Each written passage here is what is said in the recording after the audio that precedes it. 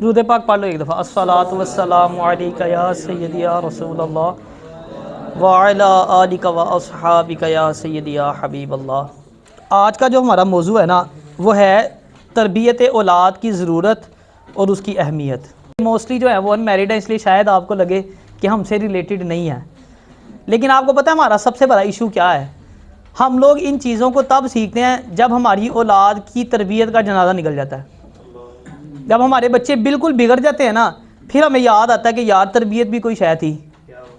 तो आज वक्त है, अगर इसको वक्त पे सीखेंगे, वक्त पे इसकी अहमियत को समझेंगे, तो कल को इसको वक्त पे अप्लाई कर सकेंगे, वक्त पे अपने बच्चों की अच्छी तरबियत कर सकेंगे। अच्छा, इस हवाले से सबसे पहले जो आपने एक बात याद रखनी है आप बॉयज़ के लिए, अगर आप चाहते हैं कि आपकी औलाद की अच्छी तरबियत हो तो एक अच्छी बीवी का इंतखाब करें। देखें, उम्दा से उम्दा भी जो बीज होता है ना, वो भी तब अपना जोहर दिखाता है जब उसको अच्छी ज़मीन मुयस्सर होती है। जो माँ है वो बच्चे के लिए ज़मीन की हैसियत रखती है। तो इसीलिए जब भी किसी बीवी का इंतखाब करना है तो क्या चीज़ें देखनी है आपने? दीनदार हो, अच्छे इखलाक की मालिक हो, अच्छी आदात की मालिक हो, अच्छी सीरत की मालिक हो। उसकी वजह क्या है? देखें, जो माँ बाप की आदात है ना वो आधे से ज़्यादा बच्चों में आ जाती हैं। जो बच्चे होते हैं ना वो अपने माँ बाप का अक्स होते हैं। इसलिए कहा जाता है ना कि अगर बाप दीनदार हो तो दीन आपके दरवाजे तक पहुँच जाता है, आपके घर की दहलीज तक पहुँचता है। लेकिन अगर माँ दीनदार हो तो दीन आपकी नस्लों तक पहुँचता है। क्योंकि बच्चे ने ज़्यादा वक्त किसके साथ स्पेंड करना होता है? माँ के साथ करना होता है। बाप तो सारा दिन काम पे होगा ना, माँ के साथ ज़्यादातर बच्चा जो है वो टाइम स्पेंड करता है। ठीक है ना? तो पहला काम आपने क्या करना है कि एक अच्छी बीवी का इंतखाब करना है। ठीक है? और यहाँ क्या हाल है, यहाँ पे अगर बच्चों को कह दिया जाए ना, माँ पूछे बच्चे से कि भाई कैसी बीवी चाहिए, वो कहते हैं लम्बे लम्बे वाद होन, मोटियां मोटियां अखा होन, ठीक है ना, खूबसूरत चिट्टा गोरा रंग हो। माँ पूछती और कहता भाई ना कुछ काफ़ी तो छड़िया की है तुसी। देखिए ना, अगर आपने खूबसूरती देख के शादी की है तो आपने 35-40 साल के बाद आपने आके जाना है, आपने बीवी से जान छुड़ानी है। क्योंकि देखें ना, हुस्न और जवानी एक उम्र तक होती है। इन बातों को सीरियस लेना है, ये रियलिटी है। हुस्न और जवानी एक उम्र तक है ना, लेकिन अगर आपने अच्छा इखलाक दे के शादी की है, आपने अच्छी सीरत दे के शादी की है, तो इखलाक की कोई उम्र नहीं होती, अच्छी सीरत की कोई उम्र नहीं होती, अच्छी आदात की कोई उम्र नहीं होती। बल्कि आदात तो वक्त के साथ साथ ज़्यादा पुख्ता हो जाती हैं। एक शख्स की कोई अगर अच्छी आदत है तो जैसे जैसे वक्त गुजरता जाता है उसकी आदत पुख्ता होना शुरू हो जाती है। तो इसलिए सबसे पहला जो काम करना है हमें वो क्या करना है? अच्छी बीवी का जो है वो इंतखाब करना है। मुख्तलिफ अहादीस में मर्दों को इसकी तलकीन की गई है कि अच्छी नेक और अच्छी आदात वाली जो है ना वो औरत का इंतखाब किया जाए। अच्छा, और मुझे एक चीज़ बताएं, आपको क्या लगता है कि बच्चों की तरबियत कब से करनी चाहिए? जब से वो पैदा भी नहीं हुए तब से। खामोशी खामोशी। देखें, जो बच्चों की तरबियत है ना वो पहले दिन से शुरू हो जाती है। ठीक है ना? बच्चा पैदा हुआ है, पहले दिन से आप उसकी तरबियत शुरू कर दें।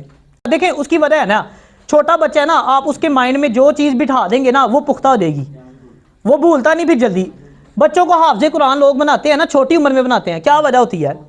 उसका माइंड शार्प होता है, जो चीज़ याद करता है जल्दी नहीं भूलती। यही आप 30 से 35 साल या 25 साल 30 साल के नौजवान को कहीं कुरान हिफ्ज़ कर, उसको लग पता जाएगा कितना मुश्किल काम है।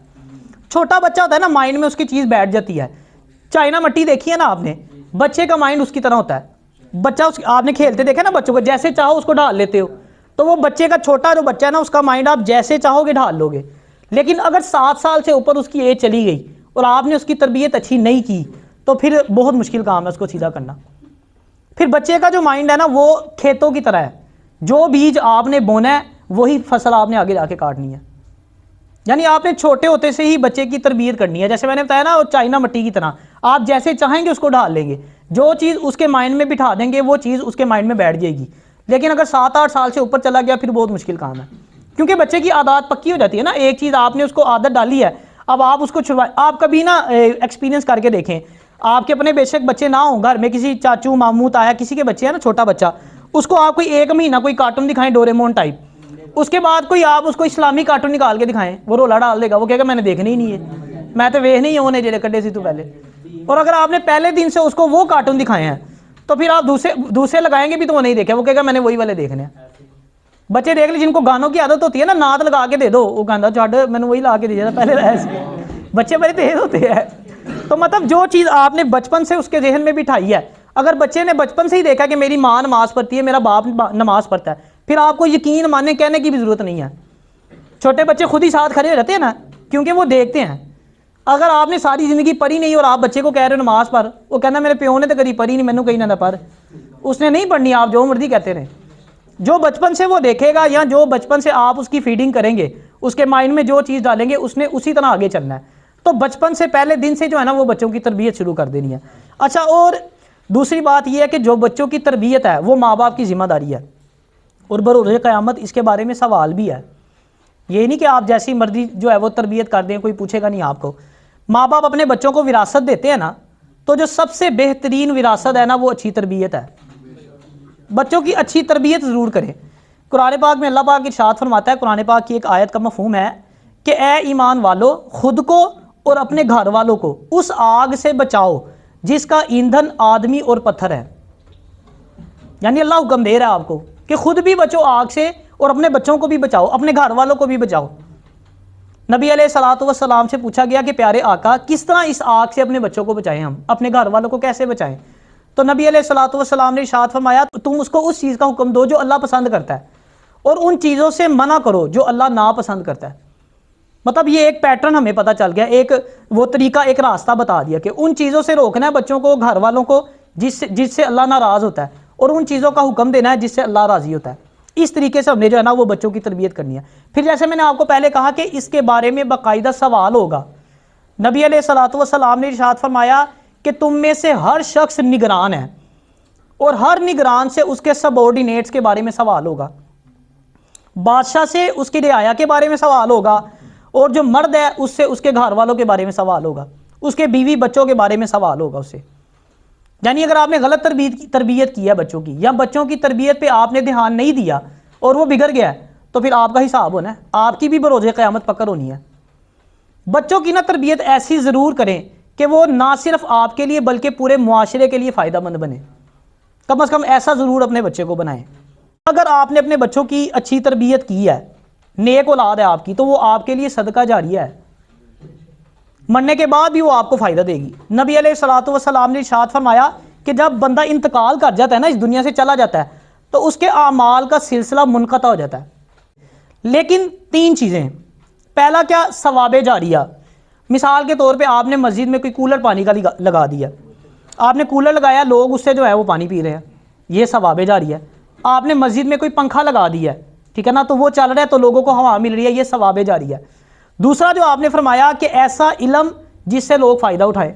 मिसाल के तौर पे आपने कोई बुक लिख दी, ठीक है ना, वो आपने इशू कर दी, आप फोत हो गए, वो पब्लिश हो गई, हज़ारों की तादाद में लोग उसको पढ़ रहे हैं, तो आपको सवाब मिल रहा है।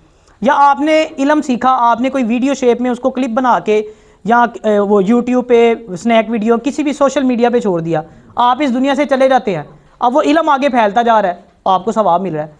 या आपने किसी बच्चे को, किसी को इल्म सिखाया, कोई वो आगे दूसरे लोगों को सिखा रहा है, तो वो भी आपके लिए सवाबे जारिया है। वो चलता जा रहा है सिलसिला, वो ख़त्म नहीं होना। यहाँ पे मैं हमेशा एक नसीहत करता हूँ बच्चों को कि अगर आप इस काबिल नहीं है कि आप कोई किताब लिख सकें, ठीक है ना, ये भी देखें कितना बड़ा सवाबे जारिया है कि बंदा चला जाता है, किताब पढ़ रहे हैं, लोग फ़ायदा उठा रहे हैं, सवाब मिल रहा है। अगर आप किताब नहीं लिख सकते, इस काबिल हम नहीं हैं, तो कम से कम 4 किताबें वो ख़रीद के आप लोगों में तकसीम कर दें, आपका हिस्सा डल गया। अब जो जो उस किताब को पढ़ता रहेगा आपको सवाब मिलता रहेगा।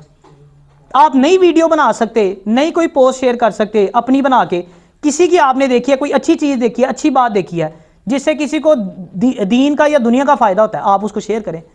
अब जिसने बना के शेयर की थी उसको तो फ़ायदा होना है, लेकिन आपका भी हिस्सा भी इसमें ऐड हो गया। अब वो जब तक शेयर हो रही है, जहाँ जहाँ जाती जा रही है, हमें सवाब मिलता जा रहा है।